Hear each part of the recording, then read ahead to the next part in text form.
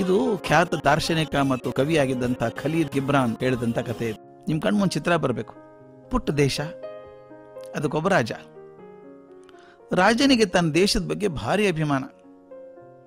ಅವನು ರಾಜ ಅಂದ್ರೆ ಮನೆ ಯಜಮಾನ ಇದ್ದಂಗೆ ಇದ್ದ. ಅವನು ಯಾರನ್ನು ಅನಾವಶ್ಯಕವಾಗಿ ಹಿಂಸೆ ಮಾಡಿ ಹಣ ವಸೂಲಿ ಮಾಡ್ತಿರ್ಲಿಲ್ಲ.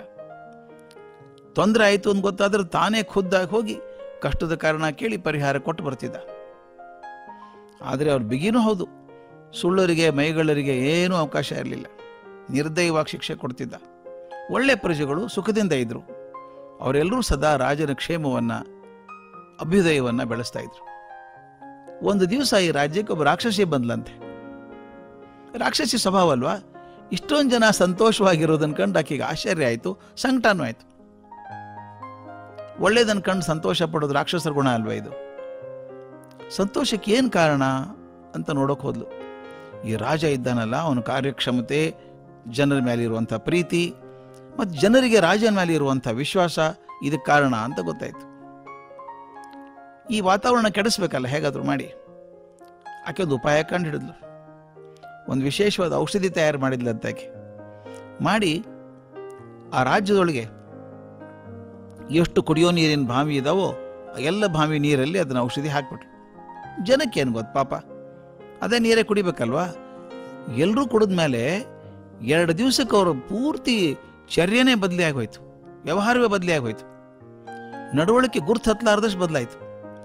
ಎಲ್ಲರೂ ಹುಚ್ಚರ ಹಾಗೆ ವ್ಯವಹಾರ ಮಾಡೋಕೆ ಶುರು ಮಾಡಿದರು. ಕೆಲಸಕ್ಕೆ ಹೋಗೋದು ನಿಲ್ಲಿಸಿದ್ರು, ಬರೀ ಗುಂಪು ಕಟ್ಟೋದು, ಹರಟೆ ಹೊಡೆಯೋದು, ಜೂಜಾಡೋದು ಶುರು ಆಗ್ಬಿಡ್ತು. ಒಂದೇ ಸಲ ಈ ಬದಲಾವಣೆ ಅನ್ಕೊಂಡು ರಾಜನ ಗಾಬರಿ ಆಯ್ತು. ಇಷ್ಟು ದಿವಸ ಚೆನ್ನಾಗಿದ್ದು ಮಂದಿ ಹಿಂಗೇನಾಯ್ತಿದು, ಏನಾಯ್ತು? ಮಂತ್ರಿಗಳನ್ನ ಕೇಳಿ ನೋಡಿದ, ಅವ್ರಿಗೂ ಗೊತ್ತಾಗ್ಲಿಲ್ಲ ಏನು ಅಂತ. ಪ್ರಜೆಗಳನ್ನೇ ಮಾತಾಡಿಸಿ ನೋಡೋಣ ಅಂತ ಹೇಳಿ ಜನರ ಗುಂಪಿದ್ದಲ್ಲಿಗೆ ರಾಜ ಹೋದ. ಆಶ್ಚರ್ಯ, ಆ ಜನ ರಾಜನೇ ಗುರ್ತು ಹಿಡಿತಾ ಇಲ್ಲ.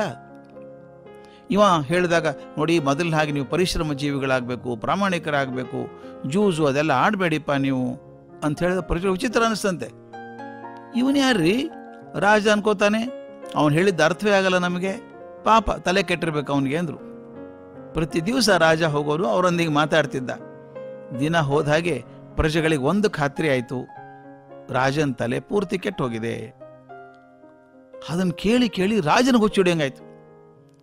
ಅವನು ವಿಚಾರ ಮಾಡಿದ, ನಮ್ಮ ಮನೆತನ, ಈ ಅರಮನೆ ಪರಿವಾರದವರು, ಸುತ್ತಮುತ್ತ ಇರುವಂಥವ್ರು, ಅವ್ರು ಮಾತ್ರ ಸರಿಯಾಗಿದ್ದೀವಿ, ಉಳಿದವ್ರದೆಲ್ಲ ತಲೆ ಕೆಟ್ಟಂಗಾಗಿದೆಯಲ್ಲ, ಯಾಕೆ? ಮಂತ್ರಿಗಳು ಕಾರಣ ಪತ್ತೆ ಮಾಡಿದರು. ಅರಮನೆಯೊಳಗೊಂದು ಬಾವಿ ಇದೆ, ಸುತ್ತಮುತ್ತಲಿರೋರೆಲ್ಲ ಆ ನೀರನ್ನೇ ಕುಡಿತಾರೆ, ಉಳಿದವರೆಲ್ಲ ಬೇರೆ ಬೇರೆ ನೀರು ಕುಡಿದಿದ್ದಾರೆ.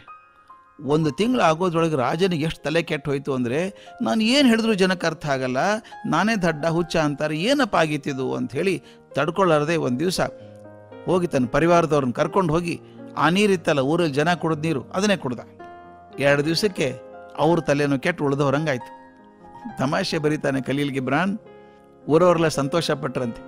ಪಾಪ ಇಷ್ಟು ದಿವಸ ನಮ್ಮ ರಾಜನಿಗೆ ಏನೂ ಆಗಿ ತಲೆ ಕೆಟ್ಟು ಹೋಗಿತ್ತು, ಏನೇನೋ ಮಾತಾಡ್ತಾ ಇದ್ದ, ಈಗ ಅವನು ನಮ್ಮಂಗೆ ಆಗಿ ಸರಿ ಹೋಗಿದ್ದಾನೆ ಅಂತ ಸಂಭ್ರಮ ಪಟ್ರಂತೆ.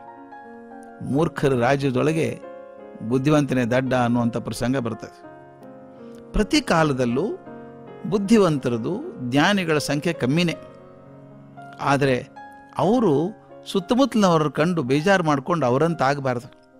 ಬುದ್ಧಿಯನ್ನು ಸ್ಥಿಮಿತದಲ್ಲಿ ಇಟ್ಕೊಂಡು ಉಳಿದವ್ರನ್ನ ಬದಲಾಯಿಸ್ಲಿಕ್ಕೆ ಪ್ರಯತ್ನ ಮಾಡಬೇಕು ಅಂತ ಖಲೀಲ್ ಗಿಬ್ರಾನ್ ಹೇಳ್ತಾನೆ. ಏನು ಮಾಡಿದ್ರಿ, ನಮ್ಮ ಜನನೇ ಹಂಗಿದ್ದಾರೆ, ನಾನು ಹಾಗೆ ಇರಬೇಕು ಅಂತ ನಾಯಕ ಅಂದರೆ ಆತ ನಾಯಕ ಅಲ್ಲ. ನಾಯಕನಾದವನು ಸ್ಥಿಮಿತ ಇಟ್ಕೊಂಡು ಬದಲಾಗಿದ್ದಂತಹ ಜನರನ್ನ ಸತತವಾಗಿ ಪ್ರಯತ್ನ ಮಾಡಿ ಬದಲಾಯಿಸೋದು ಅವನ ಧರ್ಮ, ಕರ್ತವ್ಯ ಹೌದು.